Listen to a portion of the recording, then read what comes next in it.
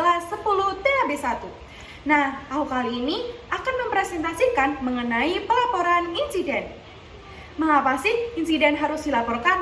Nah, yang pertama, untuk mengetahui kesalahan dan pencegahan agar tidak terjadi berulang. Nah, yang kedua, untuk mengetahui korban jika ada, sehingga jika ada korban langsung mendapatkan perawatan sehingga tidak berlangsung parah. Yang ketiga, untuk membuktikan kepada karyawan bahwa perusahaan dan atasan telah melindungi dan memperhatikan keselamatan kerja karyawan. Nah, yang keempat, untuk pemenuhan terhadap peraturan perundang-undangan. Hasil penelitian kecelakaan BERT seperti gambar di samping ini sangat dikenal di kalangan profesional keselamatan kerja. Beberapa statistik sudah banyak digunakan, kesemuanya memiliki kecenderungan yang sama.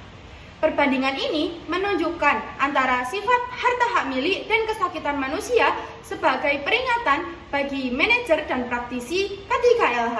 Prinsip ini selalu konstan jika semua insiden dilaporkan.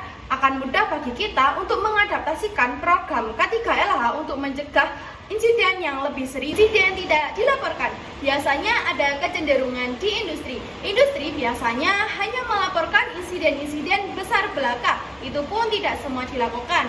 Nah, beberapa hal ini nih yang menjadi alasan mengapa hal itu dilakukan adalah sebagai berikut. Yang pertama, kurangnya pengertian dan atau alasan. Tidak semua orang mengerti arti pentingnya melaporkan sebuah insiden-insiden. Akibatnya, orang akan berkurang motivasinya untuk melaporkan sebuah insiden-insiden kecil. Insiden-insiden kecil ini amat penting sehingga penyelidikan menyeluruh dapat dilakukan guna mencari penyebab dan pencegahan agar insiden serupa tidak terjadi. Nah, masalah ini dapat diselesaikan dengan menciptakan kepedulian dan juga melakukan pelatihan dengan baik. Nah, yang kedua, tanggung jawab dan tanggung gugat. Banyak karyawan merasa bahwa melapor adalah urusan orang lain.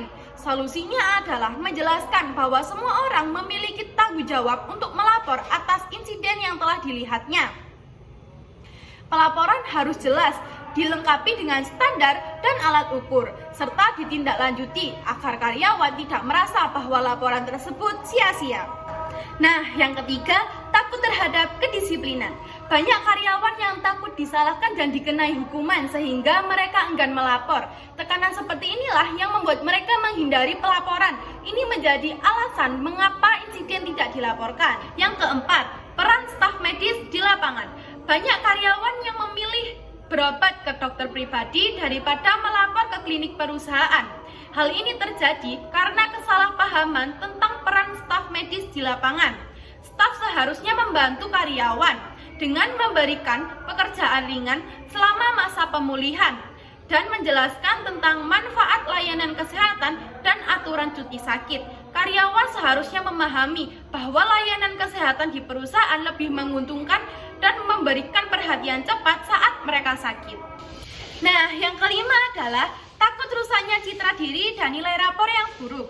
Banyak karyawan yang enggan melapor karena takut hal itu merugikan posisi mereka, menurunkan penilaian kerja, atau takut mereka dianggap tidak kompeten. Nah, solusinya adalah membangun kepedulian dan pemahaman kepada karyawan bahwa melapor insiden sangat bermanfaat untuk mencegah kecelakaan besar terjadi atau kecelakaan yang serupa kembali terjadi. Nah, itu tadi presentasi pelaporan insiden dari saya.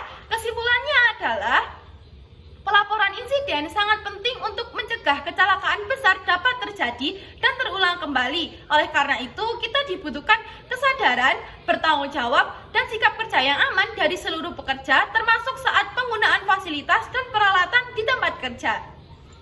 Terima kasih dari saya, Nadine Elva Firsanila. Wassalamualaikum warahmatullahi wabarakatuh.